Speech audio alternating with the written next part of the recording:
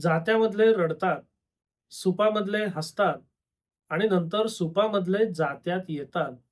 असं एक आपल्या मराठी या समृद्ध भाषेमधलं एक वाक्प्रचार किंवा एक म्हण आहे.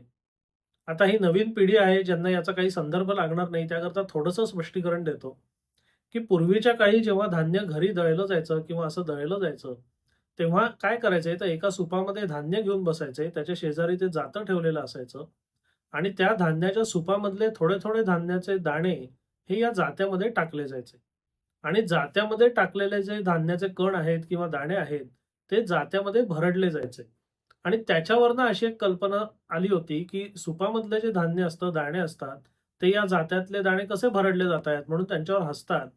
पण कालांतराने ते सुपामधले जे धान्याचे दाणे असतात, ते सुद्धा सरतेशेवटी त्याच जात्यामध्ये तसेच भरडले जातात. आता हे सगळं अलंकारिक किंवा आपल्या मराठी भाषेचं समृद्ध आत्ताच आठवायचं कारण काय? तर याला कारण झालंय मुंबई उच्च न्यायालयाचे निवृत्त न्यायाधीश जे गौतम पटेल आहेत, त्यांच्या आणि त्यांच्या कुटुंबासंदर्भात घडलेली गंभीर घटना. आता हे गौतम पटेल आपल्या मुंबई उच्च न्यायालयामध्ये न्यायाधीश होते आणि ते न्यायाधीश असताना मला वाटतं दाऊदी बोहरा म्हणून कुठलातरी समाज आहे. त्या समाजासंदर्भात महत्त्वाच्या पदावरचा कुठलातरी वाद झाला होता आणि तो वाद शेवटी उच्च न्यायालयात आला होता आणि त्या वादावर यांनी निकाल दिला होता. मला वाटतं 2024 मध्ये काहीतरी तो निकाल आला होता.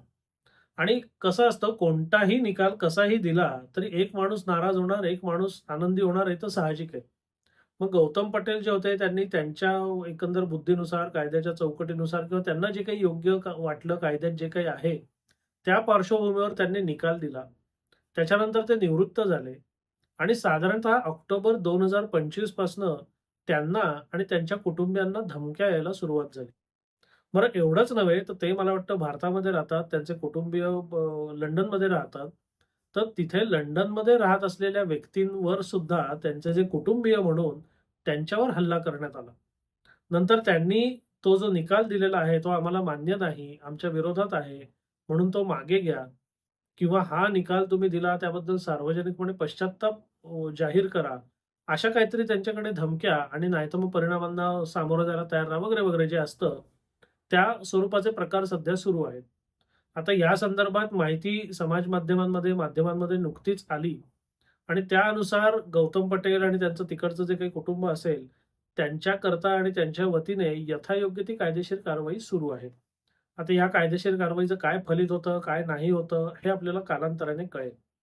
पण सुरुवात आपण जिथनं केली ना, की सुपाचा आणि जात्याचा दृष्टांत आणि उच्च न्यायालयाचा न्यायाधीश आणि त्याच्या कुटुंबावर झालेला हा प्राणघातक हल्ला किंवा त्यांना आलेल्या धमक्या याचा असा अन्योन्य संबंध आहे. म्हणजे जेव्हा तुम्ही एखाद्या उच्च पदावर असता आणि एखादी जनता भरडली जात असते, तेव्हा तुम्हाला जर काही वाटत नसेल, तर पुढचा नंबर हा तुमचा लागणारच असतो. म्हणजे जात्यात भरडल्या जाणाऱ्या धान्याकडे सुपातलं धान्य बघून जर हसत असेल, तर त्याला याची कल्पना नसते, की ते दळून झालं, की याच्यानंतर तुमचाच नंबर लागणार आहे.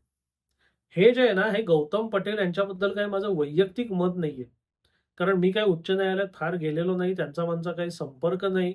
दोस्ती-दुश्मनी असण्याकरता म्हणजे मुळात संपर्कच नाहीये. पण जसा मी व्यवस्थेचा एक घटक आहे, तसेच गौतम पटेल हे सुद्धा व्यवस्थेचे एक घटक आहेत.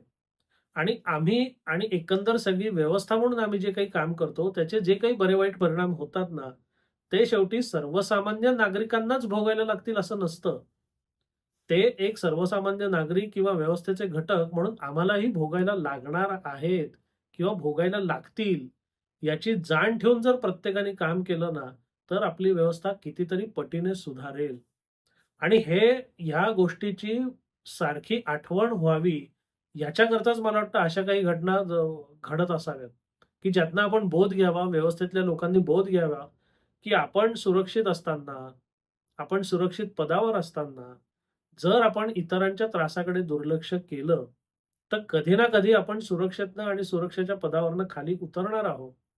तोवर सुरक्षेच्या पदावर असताना आपण जे काही अराजक माजून देण्याची सूट दिलेली आहे, ते अराजक आपल्याला पण नंतर सोडणार नाही. म्हणजे कोणत्याही चांगल्या-वाईट गोष्टींकरता किंवा चांगल्या-वाईट घटनांकरता, चांगल्या-वाईट प्रवृत्तींकरता तुम्ही जर प्रत्यक्ष किंवा अप्रत्यक्ष जबाबदार असाल, तुमचं त्याच्यामध्ये योगदान असेल, तर त्या चांगल्या-वाईट गोष्टींचा परिणाम कधी ना कधी तुमच्यापर्यंत पोहोचू शकतो. हे व्यवस्थेतल्या प्रत्येक व्यक्तीने ध्यानात घेतलं पाहिजे. आज मी वकील आहे, आज मी न्यायाधीश आहे, आज मी पोलीस आहे, आज मी कलेक्टर आहे, आज मी मंत्री आहे. म्हणून मी जर वाटेल तसं वागलो, व्यवस्थेतल्या दुष्प्रवृत्तींवर, समाजातल्या दुर्जनांवर जर मी वचक ठेवला नाही, तर हे ज्या सगळ्या दुष्प्रवृत्ती आणि दुर्जन जे वाढत जातील, यातनं समाजामध्ये जे एकंदर ज्याला आपण म्हणतो समाजकंटक वाढत जातील, ते समाजकंटक मला, माझ्या कुटुंबाला सुद्धा त्रासदायक ठरू शकतात. हे व्यवस्थेतल्या छोट्यात छोट्यापासून मोठ्यात मोठ्या व्यक्तीने ध्यानात ठेवलं पाहिजे. आणि हे ध्यानात आणून देण्याकरता या गौतम पटेल आणि त्यांच्या कुटुंबियांचं उदाहरण प्रत्येकाने नजरेसमोर ठेवलं पाहिजे.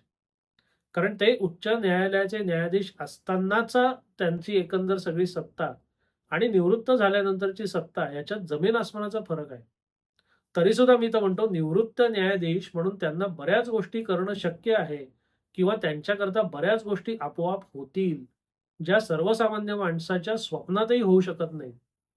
म्हणूनच माझं असं म्हणणं असतं, की तुम्ही व्यवस्थेच्या कुठल्याही टप्प्यावर असा, तुम्ही कुठल्याही क्षेत्रात असा, कितीही छोटा किंवा कितीही मोठा घटक म्हणून तुम्ही काम करत असा, कायम एक लक्षात ठेवा, की आपण जर सुपात असताना हसलो, तर आपल्याला उद्या त्याच जात्यामध्ये भरडून काढलं जाईल. म्हणून हा जो दृष्टांत आहे, की सुपामधले हसतात, जात्यामधले रडतात आणि मग सुपामधले पुन्हा त्याच जात्यात येऊन भरडले जातात. आपण दैनंदिन जीवनात काम करताना प्रत्येकाने हा दृष्टांत कायम लक्षात ठेवला पाहिजे. मी तर म्हणतो आपल्या मोबाईलचा तुमचा वॉलपेपर किंवा जे काही ते फोटो असतात किंवा जिथे काम करायला बसतात तिथे असे मोठे-मोठे फोटो किंवा अशी वाक्य तुम्ही करून लावली पाहिजेत. हे तुमच्या डोळ्यासमोर सतत दिसलं पाहिजे, की आपण जे चांगलं वाईट काम करू, ते आज ना उद्या कुठल्या ना कुठल्या प्रकारे प्रत्यक्ष अप्रत्यक्षपणे आपल्या किंवा आपल्या कुटुंबापर्यंत पोहोचू शकेल. मग आपण आणि आपल्या कुटुंबापर्यंत चांगल्या गोष्टी पोहोचण्यात आपण योगदान द्यायचं, का वाईट गोष्टी पोहोचण्यात आपण योगदान द्यायचं? हा निर्णय ज्याचा त्यानी करायचा आहे. आणि तुम्ही जो काही निर्णय कराल, त्याचे परिणाम निश्चित तुमच्यापर्यंत पोहोचतील, तेव्हा तुम्हाला कुठेही पळता येणार नाही. म्हणून हा दृष्टांत, हे वाक्य, हे विचार कायम लक्षात ठेवा. आणि आपण कोणत्याही क्षेत्रात असलो तरी काम करताना हे तत्व लक्षात ठेवूनच काम करा. जेणेकरून आपल्या कामाला एक चांगली, एक योग्य आणि एक परिणामकारक दिशा मिळेल. हा व्हिडिओ, हा विषय तुम्हाला कसा वाटला? अवश्य कळवा. धन्यवाद.